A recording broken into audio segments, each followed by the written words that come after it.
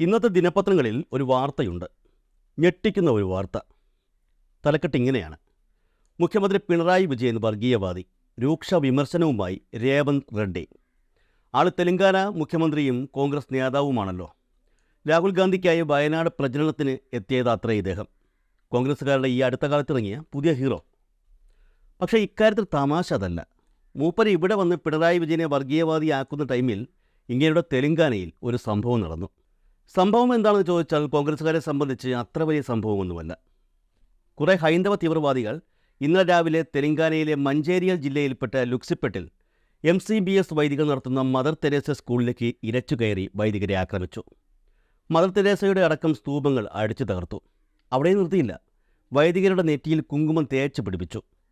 തുടർന്ന് അവരെക്കൊണ്ട് ജയ് ശ്രീറാമം വിളിപ്പിച്ചിട്ട് സംഘമായിട്ട് വന്ന ആ പരിവാരങ്ങൾ മടങ്ങിപ്പോയുള്ളൂ. ഓർക്കണം, ഈ അക്രമങ്ങളൊക്കെ നടന്നത് BJP ഭരിക്കുന്ന ഏതെങ്കിലും ഒരു സ്റ്റേറ്റിലല്ല, കോൺഗ്രസ് ഭരിക്കുന്ന തെലങ്കാനയിലാണ്. കേരളത്തിൽ എത്ര മാധ്യമങ്ങൾ ഈ വാർത്ത നൽകിയെന്നറിയില്ല. കാരണം അവർ ഇവിടെ ഒരേ സമയം പരിവാരങ്ങൾക്കും കോൺഗ്രസിനും വേണ്ടി കൊട്ടേഷൻ എടുത്തിരിക്കുന്നു എന്നാണല്ലോ പറയപ്പെടുന്നത്.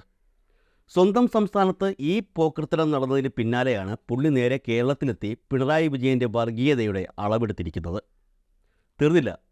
പുള്ളി മുഖ്യമന്ത്രിയായ ഉടനൊരു പ്രസ്താവന നടത്തിയിരുന്നു. അതിങ്ങനെയായിരുന്നു: പ്രധാനമന്ത്രി നരേന്ദ്രമോദി എൻ്റെ മൂത്ത സഹോദരനാണ്. തെലങ്കാന വികസിക്കണമെങ്കിൽ ഗുജറാത്ത് മോഡൽ പിന്തുടരണം.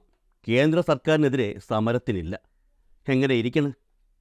ഈ പുള്ളിക്കാരനാണ് ഇവിടെ ചുരം കയറി വന്ന മാധ്യമങ്ങളുടെ ഭാഷയിൽ രൂക്ഷ വിമർശനം നടത്തിക്കൊണ്ട് കോൺഗ്രസ്സുകാരുടെ പുതിയ ക്യാപ്റ്റൻ സ്ഥാനം എടുത്തണിഞ്ഞിരിക്കുന്നത്. ഇദ്ദേഹമാണ് പിണറായി വിജയന് സെപ്പറേറ്റ് ടിക്കറ്റ് കൊടുക്കുന്നത്. എന്തായാലും പുള്ളി പറഞ്ഞ് ഗുജറാത്ത് മോഡൽ നടപ്പിലാക്കുന്നതിൻ്റെ ആദ്യപടി ലുക്സിപ്പെട്ടിൽ തന്നെ തുടങ്ങി വച്ചിട്ടുണ്ട്. ഇനി വെച്ചടി കയറ്റമായിരിക്കും അങ്ങ് തെലങ്കാനയിൽ.